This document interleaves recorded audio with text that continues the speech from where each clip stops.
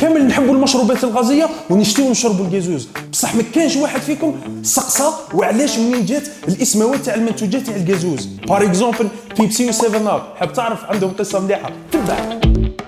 نبداو بالسيفن اب. السيفن اب الشعار تاعها مكتوبه 7 وتولها اي بي. واحد الخطره المدير تاع الشركه تاع السيفن اب دار اجتماع وقال لهم لازم تلقاو لي التسميه لهذا المنتوج. كل واحد من الخدامه تاعو كتب له الاسم وداروا في ورقه. الورقه الاولى اللي هزها مكتوبه 7 اب، صح هو قراها مقلبه، هي نورمالمون كانت مكتوبه دي ان ال، ستادير درينك ناسيونال ليمون، يعني مشروب الوطني الليمون.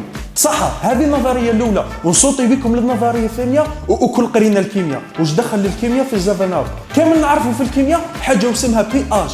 كي تعود البي اش تساوي 7 يعني المحلول راهو معتدل، وكي يعود البي اش اكثر من 7 يعني راهو محلول قاعدي، ولهذا سموه 7 اب يعني 7 وطلع. ما على بالكمش باللي بيبسي ثاني نهار الاول كانت تتباع في الفارماسيان، يعني كانت دواء للناس اللي عندهم الام في المعده. صح تقولوا لي توما البيبسي هذا كيفاه كانوا يبيعوه في الفارماسيان؟ اخترعوا واحد الانسان اسمه براد، وبراد هذا كان يحب يولي طبيب بصح لظروف الحياه ولا يخدم فارماسيان. اخترع هذا المشروب اللي كان يساعد على عسر الهضم. وشنو هي الحاجه اللي فيها؟ كانت مخدومه من انزيم البيبسين، وانزيم البيبسين هذا يساعد على عسر الهضم في الكور تاع الانسان. نورمالمون وصلتكم الفكره. سلام.